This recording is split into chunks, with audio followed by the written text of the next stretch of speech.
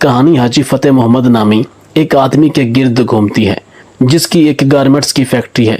इस फैक्ट्री का शुमार मुल्क बल्कि बैरून मुल्क के मशहूर तरीन फैक्ट्रीज में होता है।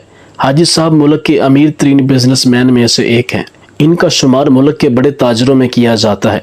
हाजी साहब की फैक्ट्री जब अपनी अरूज पर थी और हाजी साहब दोनों हाथों से पैसे समेट रहे थे, तब हाजी साहब की ज़िंदगी में एक वाक़या पेश आया जिसने हाजी साहब की ज़िंदगी को तब्दील करके रख दिया।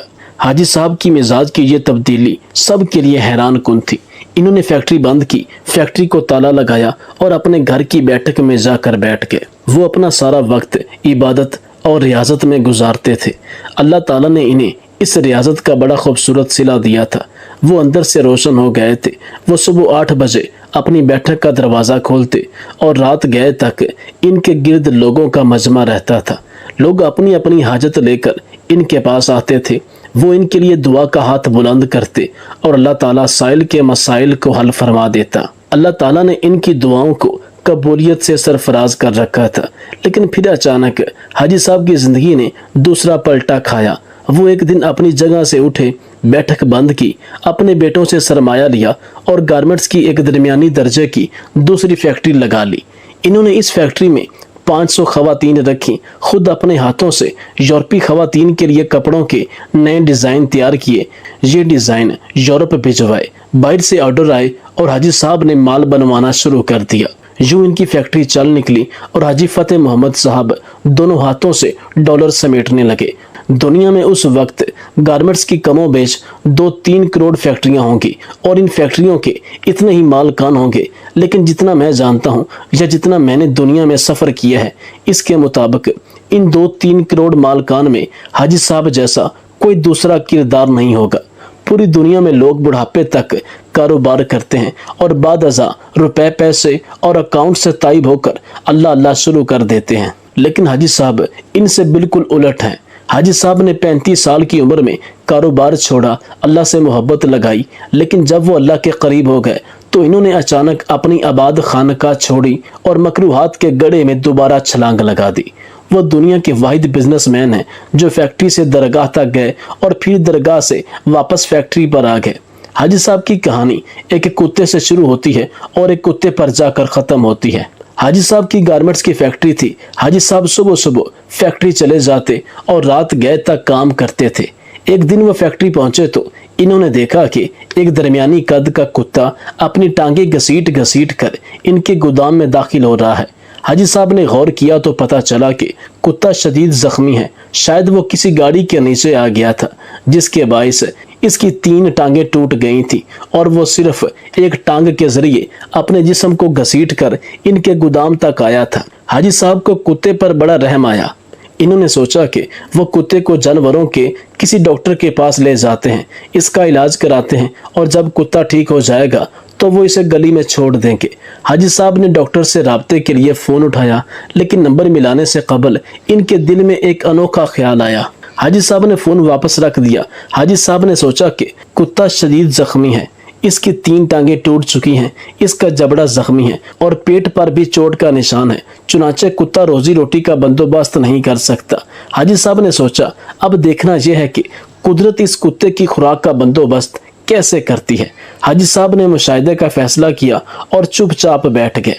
वो कुत्ता सारा दिन गोदाम में बेहोश पड़ा रहा। शाम को जब अंधेरा फैलने लगा तो हाजी साहब ने देखा कि इनकी फैक्ट्री के नीचे से एक दूसरा कुत्ता अंदर दाखिल हुआ। कुत्ते के मुंह में एक लंबी सी बोटी थी। कुत्ता छुपता छुपाता गोदाम तक पहुंचा, जख्मी कुत्ते के करीब आया और इसने पाँव से जख्मी कुत्ते को जगाया और बोटी इसके मुंह में दे दी।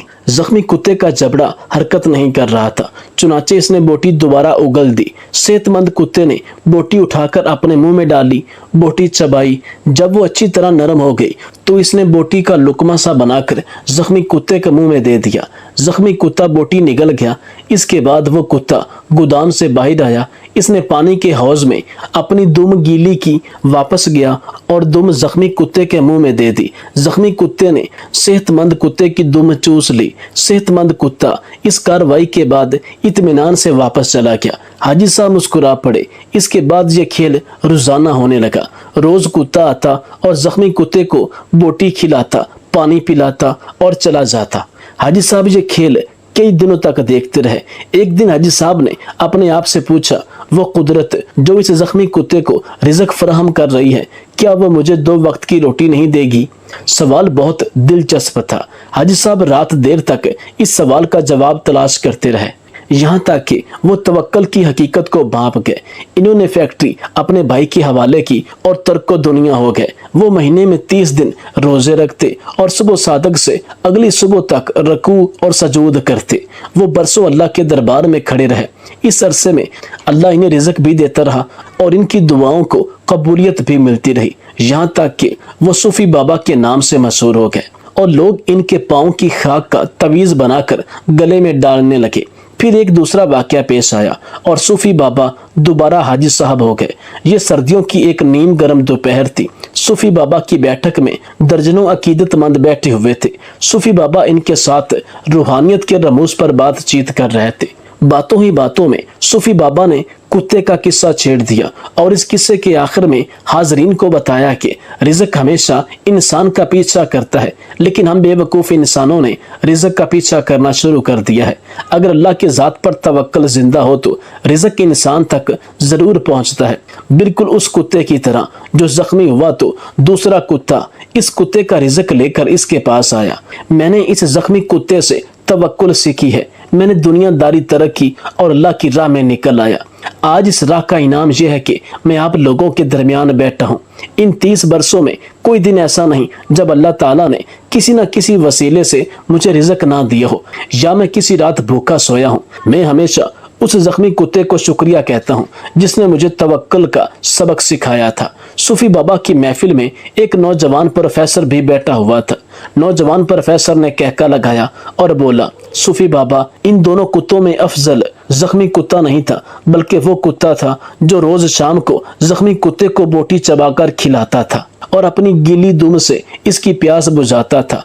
काश आपने जख्मी कुत्ते के तवक्कल के बजाय सेहतमंद कुत्ते की खिदमत, कुर्बानी और इसार पर तवज्जो दी होती तो शायद आज आपकी फैक्ट्री 500-600 लोगों का चूल्हा जला रही होती। ये बात सुनते ही सूफी बाबा को पसीना आ गया। नौजवान प्रोफेसर बोला, सूफी बाबा, ऊपर वाला हाथ नीचे वाले हाथ से अफजल होता है। वो सेहतमंद कुत्ता ऊपर वाला हाथ था, जबकि जख्मी कुत्ता नीचे वाला हाथ था। अफसोस, आपने नीचे वाला हाथ तो देख लिया, लेकिन आपको ऊपर वाला हाथ नजर ना आया। मेरा ख्याल है आपका ये सारा तसव्वुफ और सारा तवक्कुल खुद गर्जी पर मबनी है, क्योंकि एक सखी बिजनेसमैन 10,000 निकम्मे और बेहुनर दरवेशों से बेहतर होता है। जवान उठा, इसने सलाम किया और बैठक से निकल गया। यहाँ हाजी साहब की जिंदगी ने दूसरा पलटा खाया। हाजी साहब ने 2 नफल पढ़े, बैठक को ताला लगाया और दोबारा फैक्ट्री खोल ली। अब इबादत भी करते हैं और कारोबार भी, और इनकी फैक्ट्री से 200-300 घरों का चूल्हा जलता है।